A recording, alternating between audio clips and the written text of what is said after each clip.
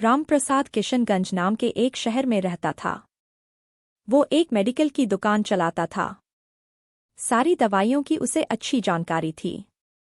रामप्रसाद अपनी पूरी दुकान खुद संभालता था, इसलिए कौन सी दवा कहाँ रखी है उसे अच्छी तरह पता था। वो पूरी ईमानदारी से अपना काम करता था। ग्राहकों को सही दवा सही दाम पर देता था। सब कुछ अच्छा होने के बाद भी रामप्रसाद नास्तिक था। भगवान में उसका जरा भी विश्वास नहीं था। वह पूरा दिन दुकान पर काम करता और शाम को परिवार तथा दोस्तों के साथ समय गुजारता था। उसे ताश खेलने का बहुत शौक था। उसे जब भी टाइम मिलता वो अपने दोस्तों के साथ ताश खेलने बैठ जाता था। एक दिन वह दुकान पर था, तभी उसके कुछ दोस्त उसकी दुकान पर आ गए। तभी जोर से बारिश शुरू हो गई। रात हो गई थी, लेकिन सभी बारिश थमने का इंतजार कर रहे थे।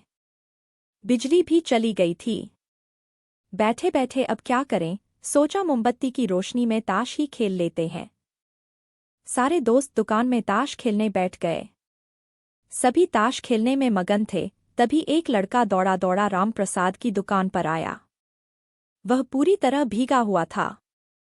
उसने जेब से दवा की एक पर्ची निकाली और उसने रामप्रसाद से दवा मांगी। रामप्रसाद ताश खेलने में इतना मगन था कि पहली बार में तो उसका ध्यान लड़के पर नहीं गया। तभी उस लड़के ने दोबारा जोर से आवाज देते हुए कहा, मेरी माँ बहुत बीमार है। सारी दवा दुकानें बंद हो गई हैं। एक आपकी दुकान ही खुली है, आप दवा देंगे तो मेरी माँ ठीक हो जाएगी।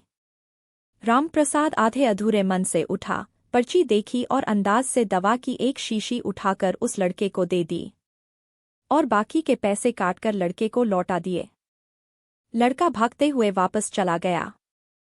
थोड़ी देर में बारिश भी थम गई। रामप्रसाद के दोस्त चले गए और रामप्रसाद भी दुकान बंद करने लगा। तभी उसे ध्यान आया कि कम रोशनी होने के कारण उसने गलती से उस लड़के को चूहे मारने वाली दवा की शीशी दे दी है। अब तो रामप्रसाद के हाथ पांव फूल गए। उसका दिल जोर जोर से धड़कने लगा। वो बहुत परेशान हो गया और मन ही मन सोचने लगा कि उसकी 10 साल की नेकी पर पानी फिर जाएगा। उस लड़के के बारे में सोच सोचकर रामप्रसाद की हृदय गति तेज होने लगी थी। वो सोचने लगा, यदि यह दवाई उस लड़के ने अपनी बीमार माँ को खिला दी तो वह अवश्य ही मर जाएगी, और वो लड़का भी बहुत छोटा है, जिसके कारण वो भी ठीक से उस दवाई को पढ़ना भी नहीं जानता होगा। उस पल वह अपनी इस भूल को कोसने लगा और काम के समय अपनी ताश खेलने की आदत को छोड़ने का रामप्रसाद ने निश्चय कर लिया। पर यह तो बाद की बात है, अभी तो फिलहाल क्या किया जाए और इस समस्या को कैसे सुलझाया जाए। उस लड़के का नाम पता और ठिकाना भी तो नहीं जानता था, वो फिर कैसे उस बीमार माँ को बचाया जाए। कितना विश्वास था उस लड़के की आंखों में, और इधर रामप्रसाद को कुछ सूझ ही नहीं रहा था। उसकी घर जाने की इच्छा अब ठंडी पड़ गई। दुविधा और बेचैनी ने उसे घेर लिया था। घबराहट में वह इधर उधर देखने लगा। पहली बार उसकी नज़र दीवार के उस कोने पर पड़ी जहां उसके पिता ने जिद करके भगवान श्री कृष्ण की तस्वीर दुकान के उद्घाटन के समय लगाई थी। तब पिता ने कहा था, भगवान की भक्ति में बड़ी शक्ति होती है, वह हर जगह व्याप्त है और हमें सदैव अच्छे कार्य करने की प्रेरणा देता है। रामप्रसाद को यह सारी बात याद आने लगी। आज उसने इस अद्भुत शक्ति को आजमाना चाहा।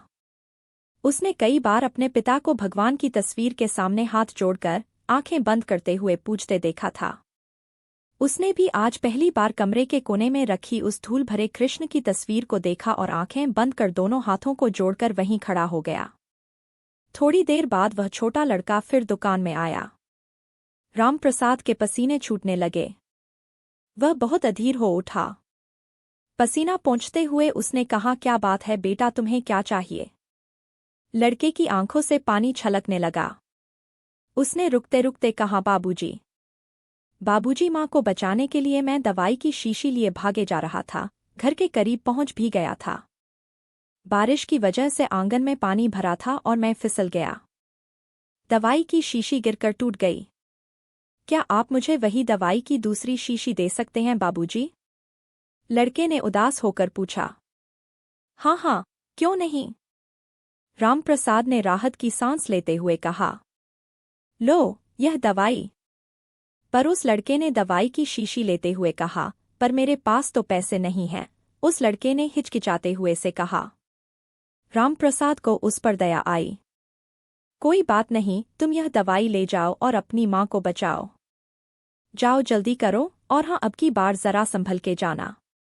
लड़का अच्छा बाबूजी कहता हुआ खुशी से चल पड़ा। अब रामप्रसाद की जान में जान आई।